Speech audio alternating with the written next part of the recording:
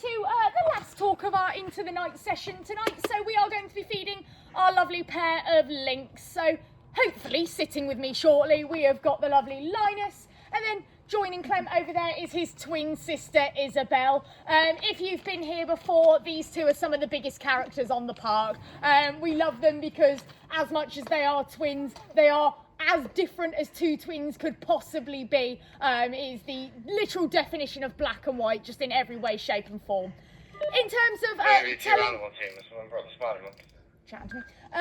as much as these two are siblings, very easy to tell apart. So Linus here, bless him, I mean this with all the kindness in my heart, he's a bit weird looking when you know what a lynx really should look like. He's pretty much one colour all over. Now, because he's got a bit of a thinner coat right now, you can see some spots and dots, but if you look over at Isobel, you can see she's covered in those lovely patterns. She's beautiful, got a lovely coat on her.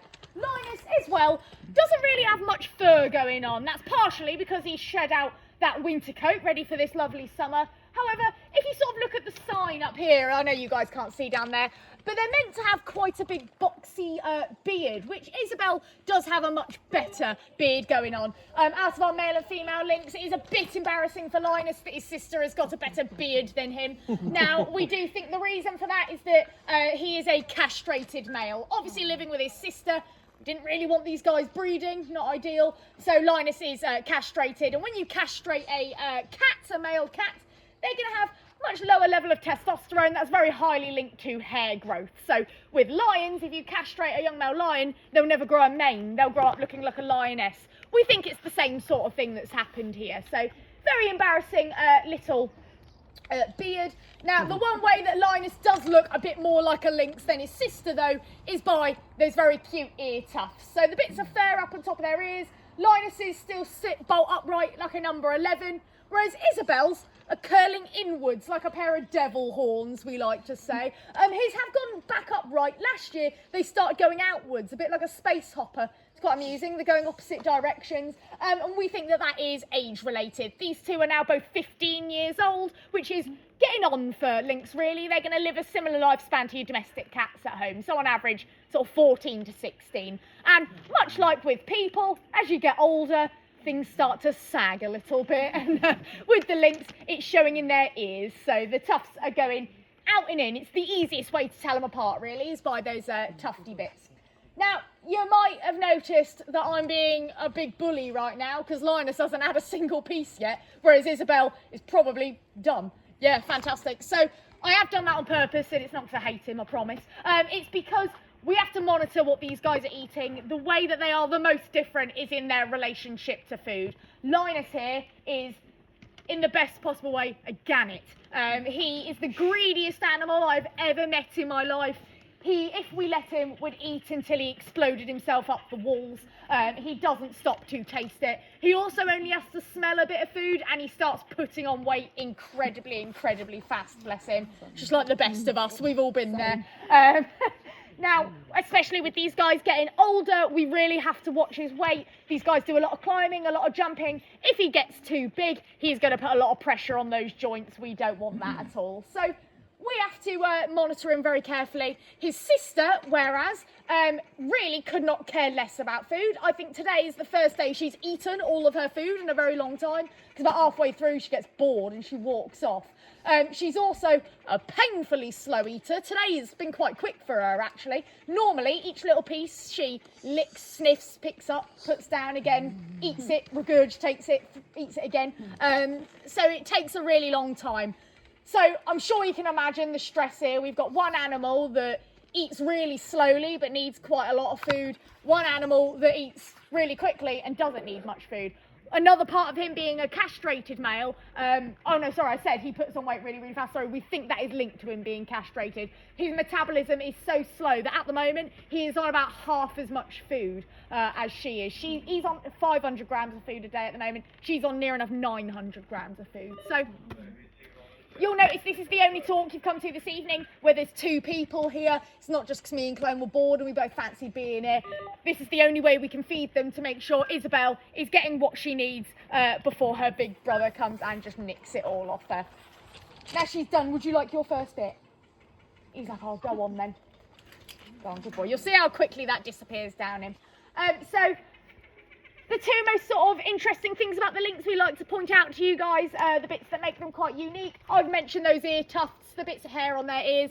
Those are fine sensory hairs that allow these guys to hear better. So sound is going to travel down those hairs into their ears, can help them hear something like a little rodent or a rabbit digging under the snow. If they hear that, they're going to do something more commonly associated with an Arctic fox. They do a little bum wiggle, dive in head first. Hopefully pull something out with them. These guys naturally are from the Altai Mountains up in Russia, so very cold, very, very snowy. So they're going to be happy about this nice coolness, just like we are. Now, while those ear tufts are really cute, they aren't really unique. There are two species of cat that have ear tufts, the lynx and the caracal. The caracal is an African sand cat, uses them for the same thing, but for hunting their prey on sand instead of snow. The thing that does make a lynx completely unique on the cat kingdom is their tails. I don't know if any of you guys have been observant and seen their back end. When Linus is finished with that piece, I'll take him for a little walk. You'll notice these guys have got very short, stumpy little tails. Now, no, we have not docked their tails and dyed the ends. That's a question we get quite a lot. They have a very naturally short tail. They are the only species of cat that naturally has a short tail. Don't come and tell me your cat's got a short tail. We've bred domestic cats to be that way. These are the only wild occurring natural animal with a short tail. And unfortunately, I can't tell you why they've got a short tail. It is a complete mystery of the animal kingdom. Really, really weird. Animals use their tails for balance. And you look at an animal with a short tail like this and think maybe they don't need much balance. Maybe they spend all their time on the floor. If you're observant, you'll notice these guys have got a fully netted enclosure, big roof on the top of it. The tigers behind you ain't got a roof. It's not because we're not worried about the tigers getting out, it's because these guys are far more likely to get out. If we didn't have a roof on here, we wouldn't have any lynx in here. When Linus was slightly younger and slightly skinnier, he would stand on this pebbly bit at the front, and in one little hop, he would be on that platform in the middle between the two poles, which people down this end will be able to see a little bit better. Now, I'm not saying that he would jump and sort of scramble and pull himself. He would just pop onto the top of that easily. They are some of the most agile animals on the planet. Do you want to show everyone your tail? Come on then. Show everyone that silly tail. Oh, ridiculous. We're making fun of you, aren't we? I know. Silly. There we go. Another really common thing that people ask is it to do with frostbite? If you come somewhere really snowy, a big long tail dragging in the snow is going to get wet and cold. Don't know if anyone here has seen a snow leopard before. They come from the same place as these guys pretty much, and they've got the longest tail of the cat family, so that doesn't really make sense. There are also 4 species of lynx, and only about half of them come from cold places. So these guys, which are a subspecies of the Eurasian lynx, they come from all across northernmost Europe. These guys specifically from Russia, as I said. Get the Canadian lynx, and yeah, fair enough, it's pretty cold up in Canada. But then you get the Iberian lynx. The Iberian lynx comes from Spain and Portugal. Don't know if any of you guys have been to Spain and Portugal before. I have. Wasn't worried about frostbite when I was there. And then the 4th one is the red lynx. So you guys will probably know it better as the bobcat. It's short for bobtailed cat. It's the North American species of lynx. When I say North America, you're going to find them normally in sort of the south of North America, bordering onto Mexico. Again, not a place you're typically worried about frostbite. So be a bit odd if these animals had a short tail to protect them from the cold when only half of them are from the cold, but hey ho. They think it's just one of those things where once upon a time one lynx found another lynx quite attractive and it happened to have a shorter tail. So a nice rubbish answer for you guys there, but unfortunately it is all I've got. Now, that is both of their dinners done for tonight. That was about half of what they get. Got a little bit earlier on, so Linus is going to be very upset. Like I said, he would quite frankly sat here until he popped himself up the walls if I let him, so we're having to teach him moderation, aren't we?